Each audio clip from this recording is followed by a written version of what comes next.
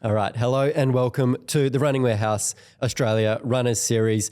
It's going to be a little bit different today. I don't have Stu with me this time. I have co-founder of Altra, Brian Beckstead, to talk about everything Altra. Yeah. Thanks for joining us. It's a clean slate, so let's go. Well, we are going to talk with Brian about the history of Altra. We're going to deep dive into the new Lone Peak 9 Plus, hopefully answer some of your questions, run through Brian's ideal Altra lineup, and hopefully a little bit more. All right. So first off, Brian, Stu and I normally go through some new releases or upcoming releases. Is there anything that has struck your fancy in the running world? In terms of just like footwear, accessories, whatever. Is there a new shoe out that you've seen recently? Well, I mean, obviously, the Lone Peak 9 Plus is the one that the Ultra is the most excited about. I think as we've developed the different models for 2025, this is probably one of the best years that I've seen in a long time from Ultra in terms of new launches. So obviously I'm excited about Ultra, but I have been talking about this. I think it's really exciting where the industry as a whole has gone. So it's not, I mean, obviously Ultra is creating great product, I think, right now.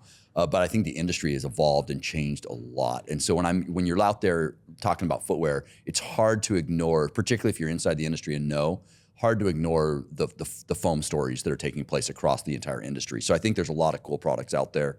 Obviously, the Lone Peak 9 Plus is the one that I'm the most excited about right now. Well, it's funny. I did have the Altra Lone Peak 9 Plus written down as well as one of mine. Another one which I'm excited about is Pillar Performance Collagen Powder. Now, I'm getting close to 40, so yeah. Collagen is very important. I recently started taking collagen. My wife and I were like, okay, we got to get on this. We're in our 40s now, and so we're also on the collagen train. Well, Pillar Performance is an Australian brand. Okay, maybe look at that one. I'll have to take a look. Yeah, that's another one. Obviously, aside from the Lone Peak 9. All right, but let's actually jump into the good stuff. Okay, so for those playing at home who might not know much about the history of Ultra, can you take us through the beginnings? Yeah. Really, I think the genesis of Ultra started in the 90s. A running store called Runner's Corner. It's in Orem, Utah. It's just a one door, that's it. We started by 5 guys, and they each would work it on their day off. And one of those happened to be Hawk Harper, who blew his knee out playing college football, American football. Let's mind you, and was told, hey, you're never going to run again. But he found that he could run, but he had to run a particular way. And so the genesis of Ultra really comes down to biomechanics. And Hawk kind of built Runner's Corner around that principle of, hey, we're going to teach people how to run, right? We all buy running shoes, but how many people actually have focused on how to run? And so Hawk taught everybody at the store, including his son, Golden. I started working there in 1998, so literally, this is all I know is selling shoes. It's all I've done my entire life. I was 16 years old when I started working at Runner's Corner. And so we worked there, just became, shoe nerds, and loved all the different shoes. I can talk about all the shoes from the late 90s and 2000s and all my favorites and all that. And as we entered into, university level, we started looking at and managing. We started doing all the buying for the different brands. And we felt that the industry was just kind of overbuilding shoes, particularly in terms of the stiffness and in terms of like the overpronation motion control, which we just were not fans of at the time. And so we were quite critical of the industry. And I think that criticism of the industry led to us maybe arrogantly saying, man, I think, we could do it better. But it wasn't actually like us to do it better. So what Golden did first, which was really just incredible, was he started taking off the heel of the shoe, right? At the time, every shoe was a 12 millimeter drop. Some racing shoes were 10. Some of the bigger stack height shoes were 24. It was 2-to-1, the midsole, right? So you got a 5 millimeter outsole, 12 millimeter forefoot, 5 millimeter insole. That's how the forefoots were. And then the midsole was 24 millimeters, right? So 12 millimeter drop, every shoe. And Golden had this idea to just, hey, what if I just take off the heel and make it flat? Called me up and I started doing it to my shoes, and our friends started doing it, and we started doing video analysis. And the video analysis is really powerful. And I think that really laid the platform to our belief. As we were looking at this, we'd watch people run barefoot, we'd watch people run in a traditional running shoe, and then we'd watch people run in this modified shoe. Yep. And they ran much closer to the way they did barefoot, which to us, and when we talk about how people run, man, when you watch people run on sand barefoot on a beach, man, that's like great. And you put people on shoes on concrete and it changes things, right? And that was kind of that light bulb moment for us where we're like, this is just the way traditional running shoes have been built are just, it's not helping you run better. In fact, it's making you run worse. And so we schemed for months on how to get the shoe industry to build us this shoe. And we needed a term for it. And so we introduced the term zero drop. Yep. We called it zeroing the shoe, where we would modify it, and it came to zero drop since we were taking out that drop. And so I think that kind of laid the platform. And we didn't want to start a shoe company. We were in our 20s. We had no money. We had no business experience. We were just a bunch of shoe dorks, right? Yeah. And so that led to us going to the Outdoor Retailer Trade Show, which is a big, huge trade show in Utah at the time. And we tried to convince all the shoe brands. I mean, we went and met with not just the sales reps, but designers and all these people saying, hey, look, here's our concept. And the other thing that we would do outside of the zero drop is we would change the lacing. And I've got you can kind of see it here, hopefully. We would lace all the shoes with this open spot, right? Yep. To create more space. We'd size people up. And we were trying to convince the industry, get more toe space and lower that heel height, right? That was what we wanted the industry to do. Yeah. We had absolutely, at this time, we did not have an idea of starting a shoe company. Like we were just trying to change the industry. We sell shoes, we want you to build this shoe. Anyway, that led to, Jeremy Hallett coming in, which is the third founder of Altra, and basically saying, hey, like, what if we could do this on our own? And then that just started spiraling. And that was the summer of 2009. And then that just led into, all of a sudden we decided to start a shoe brand. And here we are today. And here we are today, 14 years later. Yep. And talking about here we are today, Altra has recently introduced lower drop shoes now as well. So you started with the zero drop. Started with zero, yep. And now you have some lower drop shoes as well, which is a recent introduction. Can you take us into the thinking behind that? Mm-hmm. Yeah. We recognize that, when you get to a zero drop shoe, the goal is that we're trying to help you run better, right? So it takes a lot of pressure off of your lower extremities. But we recognize that people, particularly with low ankle mobility, struggle with the zero drop. There's also kind of a stigma, which I think a lot of that's just mental in terms of zero drop. And so we recognized that not everyone could potentially do a zero drop shoe. And we heard that feedback for years and years. And we initially started looking at doing a transition insole to help people transition into the zero drop. We started some prototypes, and then we got acquired, and all these acquisitions, and then COVID. And so the 4mm drop thing, actually, we've been talking about it for a long, long time, and we just felt like it was the right thing to do. We launched the first model about a year and a half ago. We now have 4 models with 4mm drop, and I think it just helps people to feel a little more comfortable if they're nervous about trying an Altra. And then we also recognize that if you don't have a lot of ankle mobility, you're going to really struggle in a zero drop shoe. And so it just helps broaden our consumer base, kind of meet consumers where they are, but then also we didn't change the toe box. Yeah. And to us, that I think is really the secret sauce, particularly the big toe.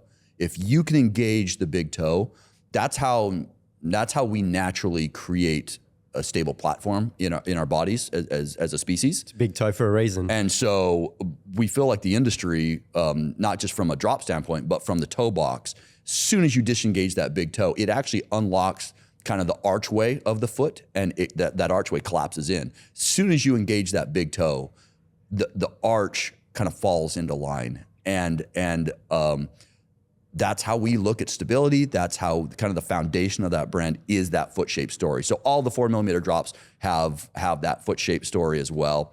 And it just helped broaden the brand, expand the brand. We feel like there's a big opportunity for Altra in the coming years. And it was just kind of a natural extension. Yeah, good. Well, foot shape and where do you see the low drop going? You say it's an opportunity. Do you feel as though Altra is going to continue down that path, obviously? Obviously, I think you want to stay in low drop. I mean, that is a key component. Yeah, I don't see us going past 4mm drops anytime. No. In like that's going to, if that ever happens, there's zero plans at this point. I don't know if that'll ever happen. I think we're pretty committed to that zero to low space.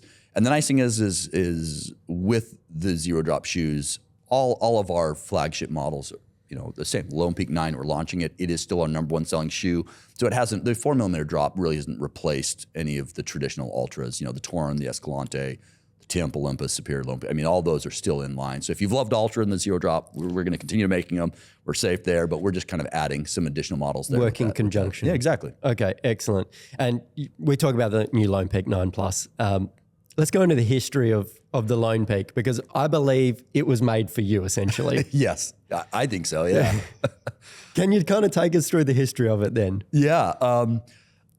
So I started running Ultras at a pretty young age. We were talking before the show that my lungs just aren't quite there. I have severe scoliosis. And so I kind of have a limited lung capacity, but I'm a pretty good runner. And I can run pretty much all day if I just slow it down a touch. So I was never a 1,500 meter runner like you. I always liked the longer distances. And I started running Ultras pretty young. I was 23 years old in 2005 when I ran my first Ultra. And so as I was running these Ultras, I ended up running my first 100-mile race in 2007.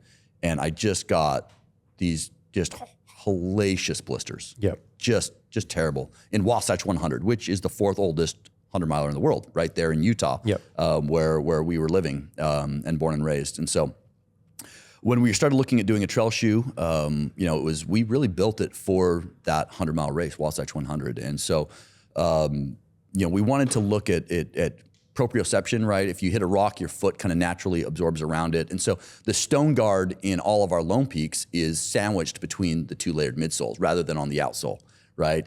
We wanted it, obviously zero drop. We wanted it protective to go over, 100 miles over rocky and tough terrain. And obviously we wanted that toe splay, which I think in the ultra running community, your feet swell up substantially. And so that toe box, the further you go, the more that foot-shaped toe box is just fantastic. Yeah, it just gets even more beneficial the longer you run. And so as we were designing the Lone Peak, we really designed it for Wasatch 100 and that. And so, that was a lot of the inspiration. Lone Peak is actually a mountain in Utah that I would look at every single day. So it was kind of we needed a name for a shoe, and every morning I'd get up, since I was a kid, and look up to the left, and you'd see Lone Peak up to the north. It was kind of the North Star of where I lived. And so Lone Peak just became our first trail shoe and our baby. And I believe the naming silo for your trail shoes, they're all mountains?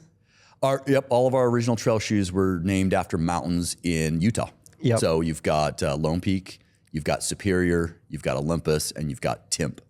And then we also had a shoe called the King MT. Yeah. And that's the highest point in Utah, actually, is Kings Peak. And so all those shoes were named after mountains right there in Utah. Excellent. All right, we're talking about the Lone Peak 9 Plus. So let's continue on that. The Lone Peak 9 Plus, take us through some of the details. I believe you've got one there with you. Got one right here. Let's go through this shoe, because it's basically had a complete revamp. Yeah, big update. Yep. Yeah. Okay, I'll let you talk it through. This is your baby. Well, yeah, and interesting enough, I've got that original Lone Peak from the early days, and I think that's what's kind of fun here is what we wanted to do with the Lone Peak 9 is we wanted to take it to the next level. We knew that there was an opportunity with outsole and midsole and upper technology that we wanted to modernize it as much as possible, but we didn't want to lose the heritage. And so, when you look at the two shoes next to each other, I mean, this shoe was launched in 2011, and here we are in 2025, and yet there still is quite a bit of that heritage. And so, we wanted to keep that history and that fit. This is a little bit on the looser side than the 8, which I'm excited about. You got just a little bit more of that slip on. But then we also wanted you to last longer. And that's where that 9 Plus comes into play. The Vibram Mega Grip is obviously the big talking point. We've been hearing this for a long time that we want a Lone Peak with Vibram, I guess you guys say Vibram. Vibram, right. Vibram, whatever you want to say. And we wanted that, right? We wanted that durability, but we also just didn't want it in the outsole. We know that foam technologies have come a long way. So we've really improved both the softness and the energy return and durability of the midsole. And then the upper, right? We wanted a bit of that sock-like upper, but also really maximize the durability, right? We've really reinforced the toe cap, toe cap. We're really excited about this mesh in terms of the durability and the breathability. We've really minimized some of the overlays, right, to keep them there and to keep that foot snug and secure, and also just making a really attractive design. I think you're going to see from Altra, we've always kind of been a function first brand, and we're going to continue. We feel really good about that function, but we knew that there was an opportunity from an aesthetics, both colors and design, to improve, and I think we've done that across the board with the Lone Peak 9, like the colors, the design, the fit, the feel. It's kind of the culmination of the history of Altra with modern technology. And I've personally been testing the shoe for about a year and a half now. Like we were like, we got to get this right. We really want to take this to the next level. And I'm incredibly proud of this Lone Peak 9 Plus. So would you still pick this for a 100-mile race? Is that still the race day shoe of choice? It would be, yeah. The Lone Peak, I've run a lot of 100-mile races in the Lone Peak over the years, and it just, to me, it's proven, it's stable. I absolutely love it, and yeah, I would. I'm not doing a lot of hundreds at this point right now in my career, but this still is my favorite shoe we make. Well, it was. I think it was basically built for you, so that's fine. And you mentioned the change to Vibram, and the people have been asking for it. Is that why you did it? Because the people had asked so often? Yeah, absolutely. It doesn't have as much power in the United States, and so that's where in the U.S. we're actually just launching the Lone Peak 9. Yep. The 9 Plus will go to a few select retailers this year, but the international community really, really likes the Vibram, and so we did it really for the international consumer. I think Altra wants to become much more of a global brand. In the U.S., we're very, very strong in the U.S., and the international community is a little behind. And that was one of the things that they really requested. And so as we've looked at growing, particularly internationally, this we feel like is the right move to make. There is a price increase, right? And so that's kind of the balance. That's why we have the 9 and the 9 Plus. Is you have to pay for a premium on that stuff. And so we're doing both right now, but I'm pretty excited about the Plus. Well, I think in Australia, a lot of people gravitate towards that Vibram outsole, and so I think personally it's a good choice. Yeah, me too. Me too. I think you've made the right choice there, and we touched on kind of having a look at the original and then the 9 Plus. So the future of the Lone Peak seems pretty solid. Like it doesn't seem like it's changed too much. You're just advancing with the technology. Correct. I'm sure you're trying samples already in the future. I don't know if there's anything you can give away or anything like that, but is the next one looking similar as well? Are we just looking at technological advances, or am I asking a bit much here? Yeah, we're still a ways away from that right now. We're actually shifting a lot of our models to 24-month life cycles. Yep. We've seen that just updating shoes every 12 months. It's a lot of updates. It puts retailers at a disadvantage because they have to have a faster sell-through. And so we're planning on keeping this one around for 24 months. I don't see us having to update this super fast. And so I'm excited. Yeah, I don't see anything super crazy on the Lone Peak 10. We're going to be riding out this Lone Peak 9 Plus for a while. And yeah. That's all right. You can't give too much away. So there's no other future sneak peeks that you can give us now? Not even in Lone Peak, road models, anything? Well, I think what you're going to see from us is that on the 24-month life cycles, to keep it fresh after 12 months, we're going to be launching an upper update. The one that I'm really excited about right now is in 2 months, we're going to be launching the Timp BOA, which is a BOA upper on the Timp trail shoe, which again, the Timp is going to be 4 millimeters more stack height than the Lone Peak.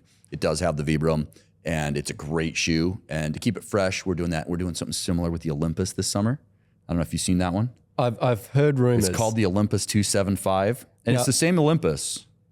I was going to ask you about this Project 275. These are some of these fun things that we're doing. On the 24-month life cycle, that's a long time to have a model, and to keep it fun after 12 months, we're going to be doing an extra version of it. So we've got some really cool stuff for 2025. I mentioned it at the start of the podcast. Like this is one of my favorite years in the history of Altra, of all this new and cool stuff we're launching. So we've got those 2 updates coming out just in the next 6 months. Yeah. Now, 275, that has to have a meaning. Yep, it does. Surely. Yeah, and I know you spoke about Golden kind of putting shoes in the toaster oven. Yeah. Now, is 275, that relates to the temperature of the toaster oven? Correct. In Fahrenheit, sorry. So that's okay. In Fahrenheit. So you can do this to this day. If you get a toaster oven, you put it to 275 degrees Fahrenheit. Don't get it too close, or you're going to burn some of the laces. But you wait till the glue bubbles. And as soon as the glue bubbles on the outsole, you can peel a shoe apart. You can take the outsole and the upper off, and you can see the upper, you can see the midsole, and you can see the outsole. And so that was what we used to do with the toaster oven to make them zero drop, right? You'd kind of peel off the shoe, put in a flat Spenco foam, or modify it, or hack it off with a knife. We did that. That didn't work very well. We ultimately moved away from the toaster oven, and we moved to a bandsaw. So we would bandsaw up to the 4-foot, belt sand that elevated heel off, and then you just glue it back together. Yep. Okay. So, but yeah, that's what the 275 kind of represents. It's a bit of a nod to just innovation in general from Altra. That's our innovation lab, I guess, so to speak. And it's a fun nod to that. Excellent. That's very exciting. Now, this is a question from one of our customers. He wanted to know kind of Altra's approach or take on sustainability in running footwear. Yep. Because that's big in the industry. It's something which is thrown about a lot. Do you have anything for us on sustainability and where kind of Altra sits with that? Yeah, it's something that we've talked about and researched and done a lot of work in. There's certain things that we can do and we have done that we're really, really proud of. I think we've done a really good job of trying to reduce all single-use plastics in the shoe. We're trying really hard to use as much recycled materials as possible, which is very possible. I think what's unfortunate is the consumer demands also want energy return and they want softness. And unfortunately, we just have not been able to found, not just us, but other brands. I mean, it's not, unfortunately, in terms of midsole compounds, you're fairly limited there. But we've done some really cool things. We just did a Smartwool collab where we created an Escalante with a Smartwool upper, which of course is renewable. And I think that's our goal is it's what can we recycle? What can we choose that's renewable? We have done some plant-based insoles in the past, algae-based, in more of our lifestyle casual product. But it's something that we're constantly trying to improve upon and find that delicate balance between sustainability and performance and consumer expectations. Yeah. And that's obviously, as you mentioned, very difficult to do. Yes. Because consumer is definitely demanding of those performance sides while still getting the sustainability. Yeah. And there's opportunities, right? I mean, there's a lot of recycled compounds, recycled uppers. A lot of our uppers are now recycled polyester. So we're really focused on trying to reduce a lot of the TPU overlays on shoes and use a little bit more recycled polyesters. It's not something that it's hard to put numbers to, and we got to be careful with that. Yeah. We don't want to misrepresent anything that we're doing, but it is absolutely a topic of conversation. We have a full-time employee now that for Altra that does sustainability. She works with us, Smartwool, and Icebreaker, which are two of our sister brands, looking at how can we improve not just the product, but also the processes around the product to reduce waste, to maximize the recycled opportunities, both in terms of cardboard boxes, in terms of the uppers, polyester uppers, and things like that. So it's something that we take very, very seriously.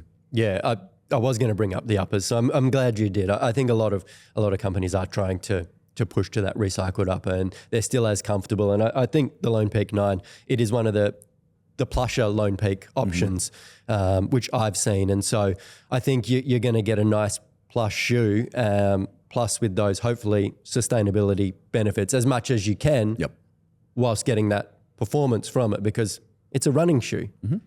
You want to perform in it. Absolutely. Speaking about performing, let's look at your road range. Okay. Yeah.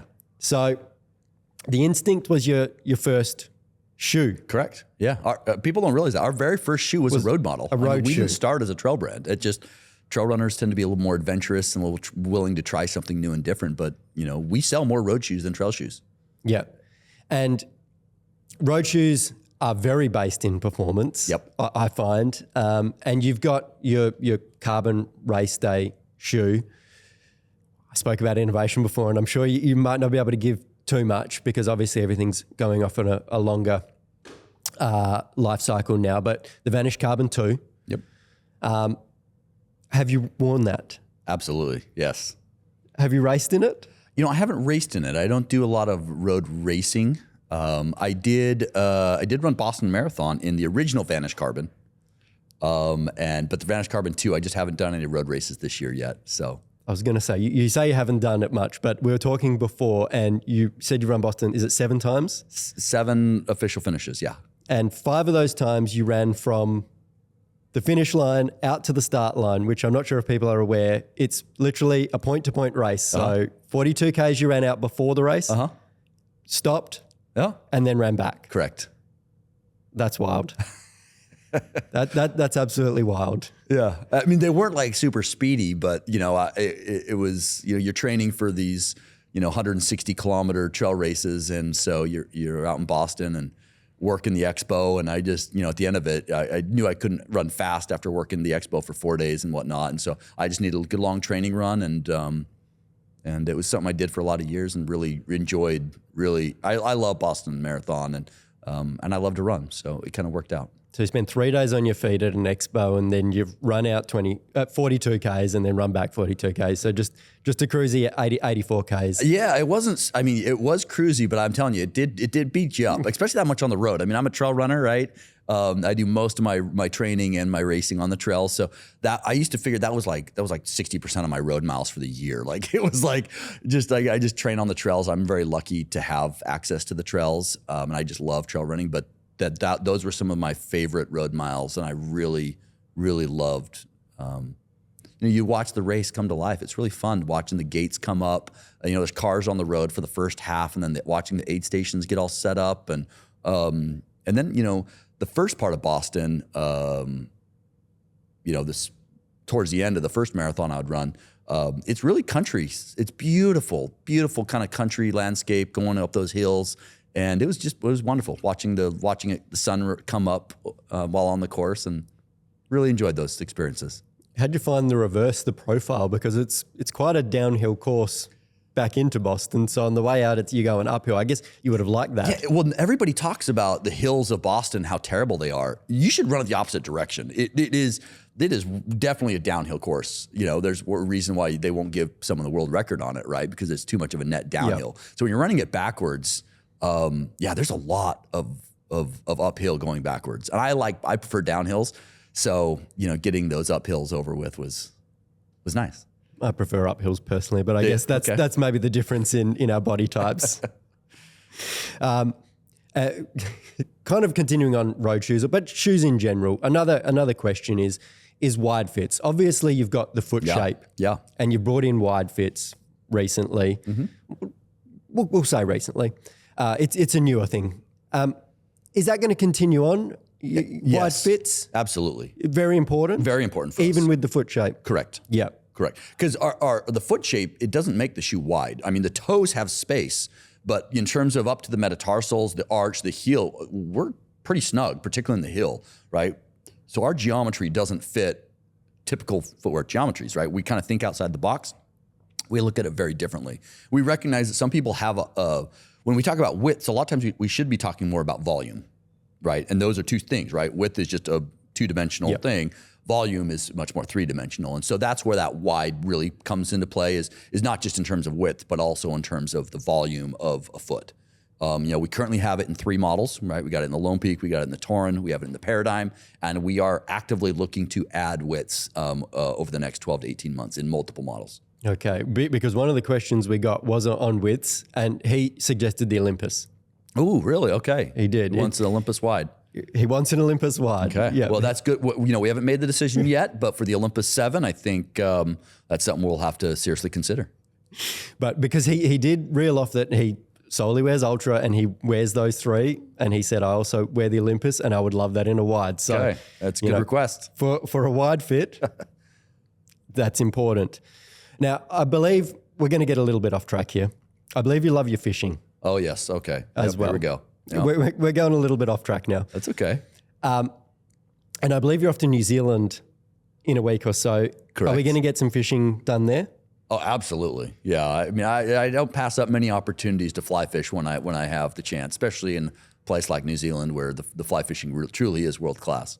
So is it work and fishing, or fishing then work? Which one's comes first? It just depends on my schedule. In this situation, I've got to work first, so I'm here, I'm working in here in Australia, and then I get to go fly fishing over in New Zealand next week. Okay, well, I apologize about that. It's okay. I don't mind. It's okay.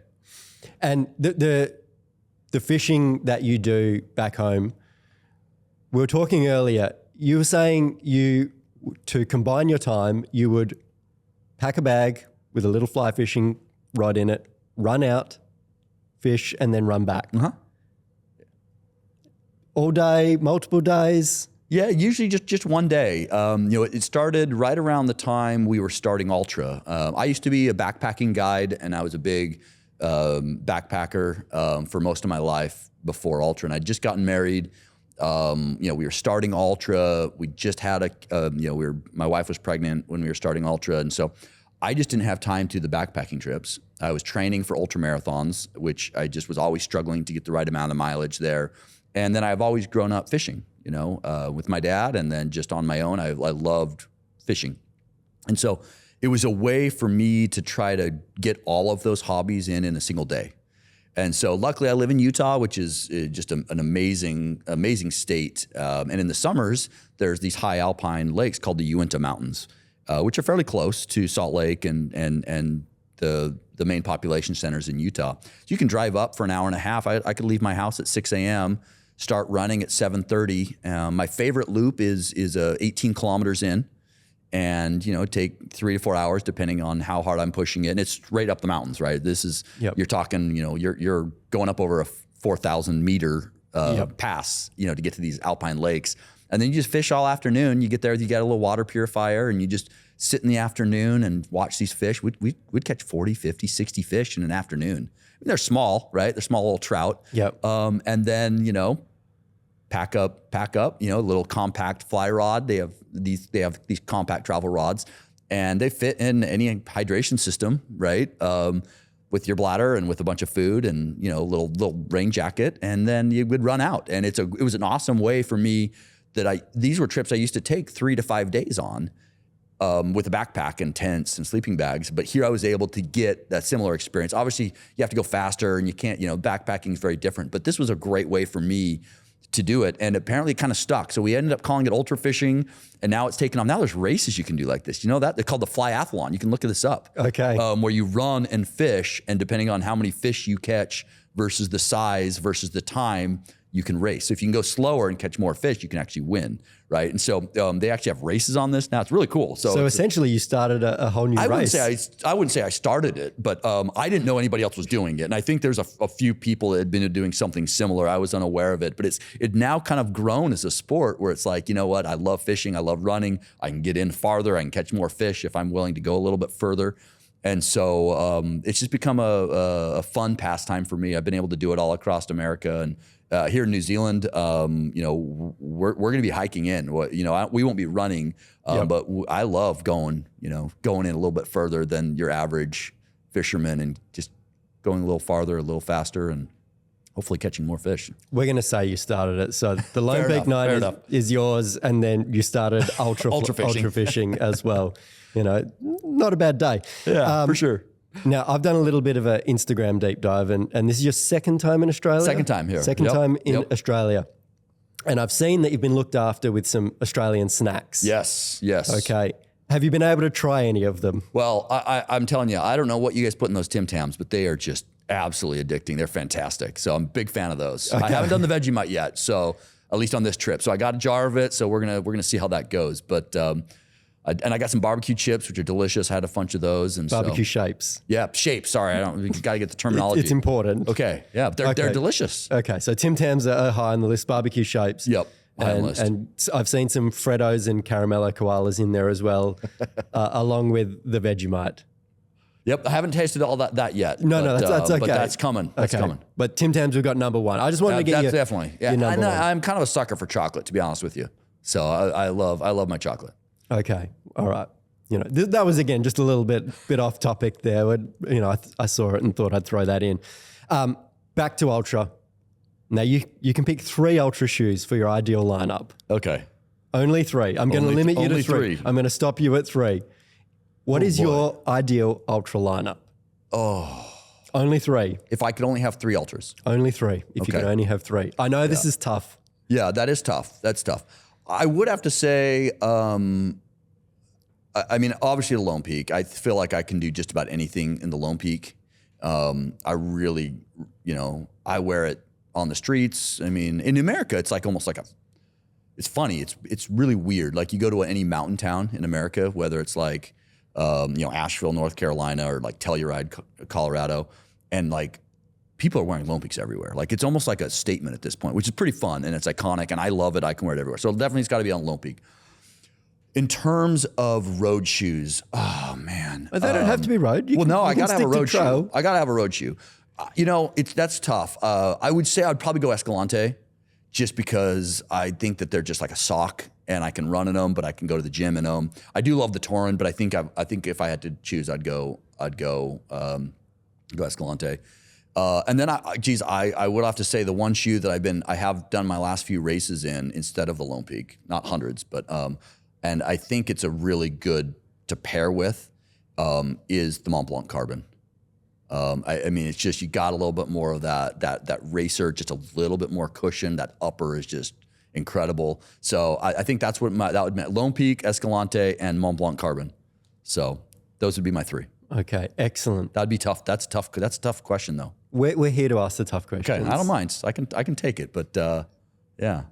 And I also have the Mont Blanc. That was I was able to run Ultra Trail Mont Blanc, and one of my favorite experiences was running that race. And so I have all my favorite mountains tattooed on me, and so I got Mont Blanc tattooed on me. And next thing we know, we're like, what should we name this racing shoe? And we were like, let's do the Mont Blanc. And I was like, there's no way Legal's gonna say. And then they said yes, and I was like, it's because I got it tattooed on me. Got to do it now. So I got to do it now. So the Mont Blanc, and that's of course the one trail shoe that's not named after a Utah mountain, outside of the Experience Wild, the 4mm drop. But yet still named after a mountain. Oh, Mont Blanc. Yes, of course. Yes, of course. Not the Experience Not the Wild. Experience Wild. No. But yeah. Excellent. So well. We're going to wrap it up there. I really appreciate you joining us today. Hopefully I didn't ask too many hard questions. No, that was great. Well, and I think it's fun too because I do tend to get little different questions when I travel internationally. So it's kind of fun traveling to Australia. And it's my only second time here, of course, but I feel like I even got the mustache. I didn't know that was so trendy here in Melbourne, but I do love the Aussies, and it's great to be down here. And it's fun to see Ultra growing down here as well. So thanks for your support of that Running Warehouse. It's fantastic to have Ultra in. We're really excited about the new Lone Peak 9 Plus. As I mentioned, that Vibram outsole I think is going to be fantastic, and it's going to elevate the shoe again for us. And it's already one of our best-selling models from Ultra. So once again, Brian, thanks for joining us today. Really appreciate it. That's been the Running Warehouse Australia Runners Series. You can find it on YouTube.